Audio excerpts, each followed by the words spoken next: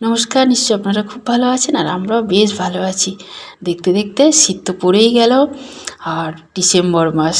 তবে কি বলুন তো, আর বছরে যেমন ঠান্ডা ছিল এবছরে কিন্তু অতটা ঠান্ডা নেই। দেখা যাক জানুয়ারি মাসে কি হয়। জানুয়ারি মাসে বোধহয় একটু ঠান্ডা বেশি পড়বে। আবার শীতের সময় বেশি ঠান্ডা না থাকলে কিন্তু এই শরীর খারাপ হয়। আমার একটু ঠান্ডা লেগেছে, সেই গলাটা ধরে গেছে। আসলে সকালে কাজকর্ম করি তো, নিজের সংসারের কাজগুলো নিজেই করতে ভালোবাসি। আর কী বা কাজ থাকে, থালা বাসন মাজা, ঘর মোছা, রান্না খাওয়া, এই সব আর কি। আর আমি না খুব একটা কাজের লোকের কাজ পছন্দ করি না, বুঝেছেন। ওই জন্যই আমি নিজেই করি।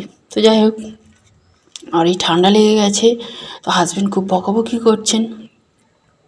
তাও না অনেকটা দেরি করে উঠি, এখন তো মেয়ের স্কুল ছুটি, দেরি করেই উঠি। কিন্তু ট্যাঙ্কের জল তো ঠান্ডা থাকে না, আর ওই দিনের পর দিন ব্যবহার করতে করতে একটু কাচাকুচি বেশি করি, তার জন্যই বেশি ঠান্ডা লেগে গেছে, গলাটা ধরে গেছে। হাজব্যান্ড তো খুব বকছেন। আর ওষুধপত্র খাওয়ার ব্যাপারে তো উনি একেবারে কি বলবো মাস্টার। কখন খেতে হবে, কোন ওষুধটা কিসে, মানে আমার খেতে হয় না, উনিই সব মুখের ধারে জোগাড় করে দেয়। এই ধরুন আমি কাজ করছি, ওই সময় উনি ওষুধ মুখের মধ্যে দিয়ে জল দিয়ে দেবে। এদিকে কিন্তু আমি খুব ভাগ্য করে আমার স্বামী পেয়েছি, ভীষণ ভালো। শুধু স্বামী হিসাবে না, ছেলে হিসাবেও ভীষণ ভালো। আমার শ্বশুর শাশুড়িকে তো, আমার স্বামীরা 3 ভাই, ভীষণ বাবা মাকে ভালোবাসে।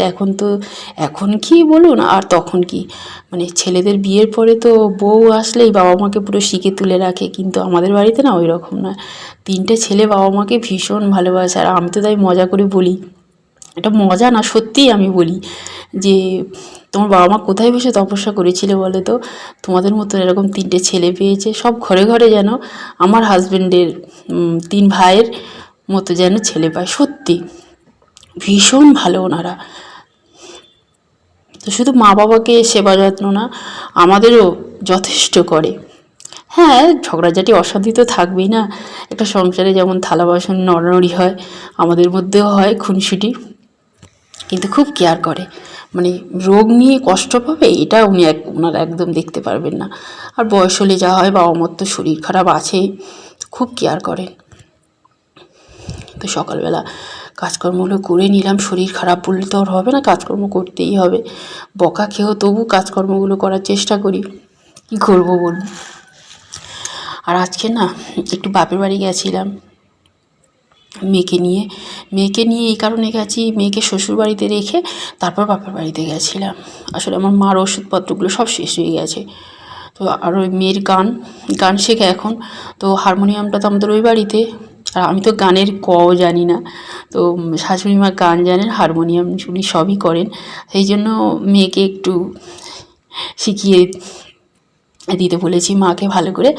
আর গানের আন্টির কাছে যায়, ব্যাস ওখানে। আর আমি তো এখন, মানে আমাকে গানের আন্টি বলে আপনাকে হারমোনিয়াম বাজানো শিখিয়ে দেবো। তা আমি ভাবলাম আমাদের বাড়িতেই যখন গানের টিচার রয়েছেন, আবার আমার শেখার কী আছে। তো মেয়ে ভালো করে শিখে নিক মার কাছে, তারপরে হারমোনিয়াম কিনবা। আমি বারণ করেছি যে একটু লেট করেই কিনবে। তো সবাই বললো আচ্ছা ঠিক আছে, তাহলে লেট করেই কেনাবে, তা একটু শিখে নিক ভালো করে। আর আমার হাজব্যান্ড জানেন, কিন্তু ওনার তো সময় হবে না, না। তো ওই জন্য প্রতিদিন একটু করে মার কাছেই যেতে হয়। আর আমার মার ওষুধপত্রগুলো মানে ওকে রেখে তারপর বাপের বাড়ি গেছি। বয়স হলে বুঝতেই পারছেন, বাবা তো নেই, বাবা থাকলে এগুলো বাবাই করতেন। তো আমি যতটা পারি করার চেষ্টা করি। আর মাকে না, মানে আমরা যেমন ছোটোবেলায় ওষুধ না খেলে বা কিছু অন্যায় করলে বকাঝকা দিই, আমি না মাকে ওরকম বকাঝকা দিই।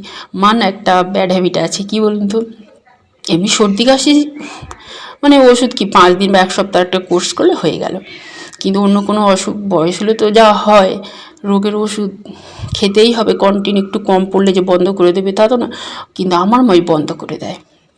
ব্যাস আবার যখন শুরু হবে তখন ওই, মানে কী বলুন তো, আমি তো মার কাছেই থাকি না যে যখন তখন ছুটবো ডাক্তারখানায় বা ওষুধ কিনতে, দূরেই থাকি, মোটামুটি দূরেই থাকি। তার কাছে থাকি আর দূরে থাকি, সবসময় তো আর সম্ভব নয় বলুন, পরিস্থিতি কখন কীরকম থাকে। তো মাকে বকাঝকা দিই। আর কি বলুন তো, বাবা মা যখন বয়স হয়ে যায় না, তখন সেই আমাদের ছেলেবেলার মতোই বাবা মা হয়ে যায়, ছোট্ট বাচ্চাদের মতো। একটু বকাঝকা দিতেই হয়, নাহলে ভুলভাল করতেই থাকে। আর যাকে ভালোবাসা যায় তাকে বকাও যায়, না বকলে হবে না। তো মাকে একটু বকাঝকা দিই।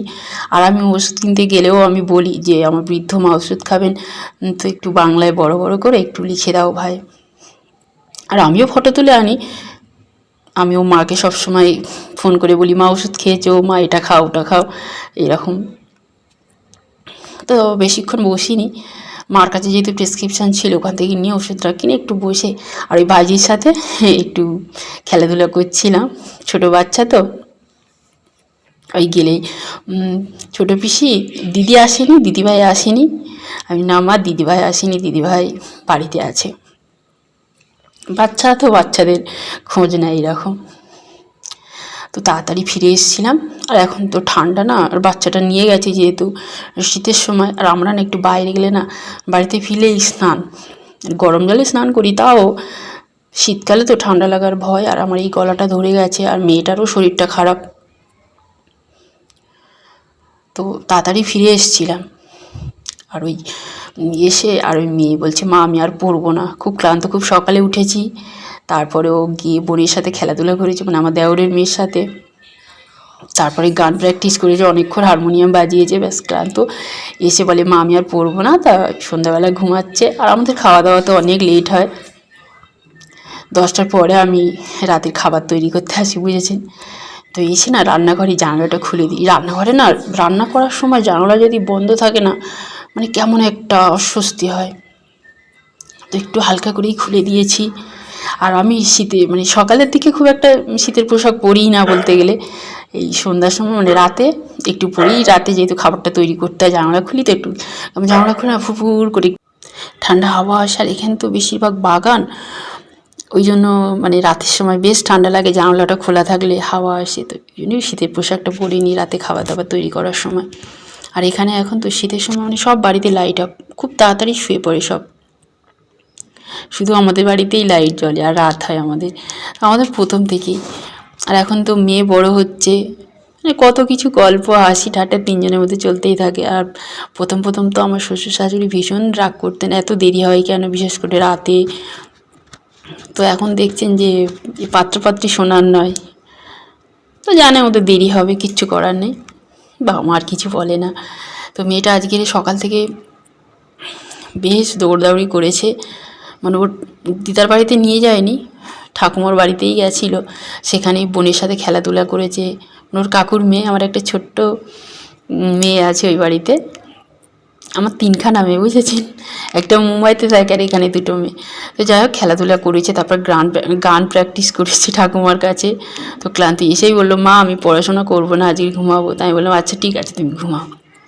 আর শীতে না ওকে মানে ওর হাতে তুলে খেতে হয় না, আমি ওকে খাওয়াই, রাতের বেলা আমি খাওয়াই সব সময়। ও যদি মনে হয় যে মা আমি হাতে তুলে খাবো, তখনকার আমি ঠিক আছে তুমি খাও, নাহলে এই ঠান্ডার সময় আবার ঠান্ডা জলে হাত দেবে, এমনিতে শরীরটা ভালো নেই। আর এই তো জানুয়ারি মাস বলতে গেলে সামনেই স্কুল খুলবে, তারপর আবার পড়াশোনা, আর এখন থেকে স্টার্ট করিয়ে দিয়েছি। হাজব্যান্ডকে দিয়ে তারপর ওকে খাওয়াচ্ছিলাম, তারপর আমি বসেছি। তো অনেক বক বক করে ফেললাম, আবার দেখা হবে অন্য দিনে। সবাই ভালো থাকবেন, সুস্থ থাকবেন, গুড নাইট।